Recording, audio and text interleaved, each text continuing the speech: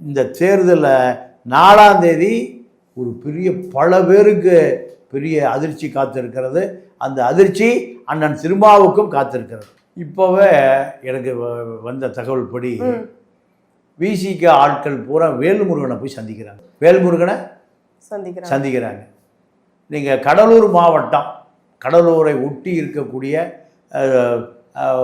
விழுப்புரம் மாவட்டம், இப்படி ஒரு 3 மாவட்டங்களில் ஒரு 25 சட்டமன்ற உறுப்பினர்கள், ஒரு 4 நாடாளுமன்ற உறுப்பினர்கள் தொகுதியில் விசிகாவினுடைய ஆட்டம் பாட்டம் எல்லாம் சொந்த கட்சிக்காரர்களால் நீங்கள் கடுமையான மன உளைச்சலுக்கு ஆளாக்கப்பட்டிருக்கு.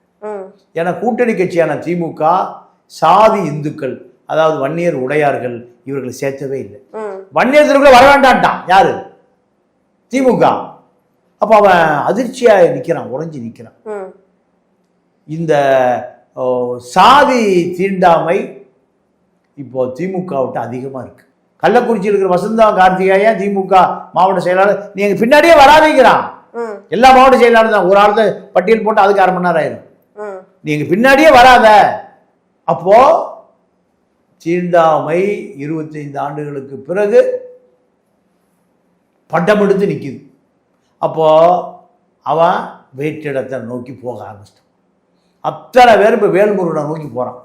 அப்போ அடுத்த கட்டத்துக்கு நகர வேண்டிய இந்த தலித் அரசியல் எங்கே போயிட்டு இருக்கு?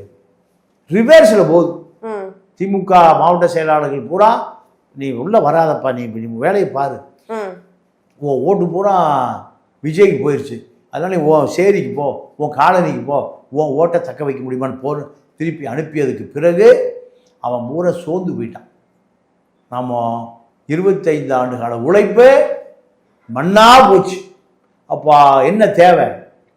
தமிழ் தேசிய அரசியல் தேவை. திமுகவை எதிர்க்கணும். திமுக எதிர்த்தா சாதி அரசியலை ஒழிக்க முடியும். அப்போ அவன் நேரம் எங்கே போகிறான்?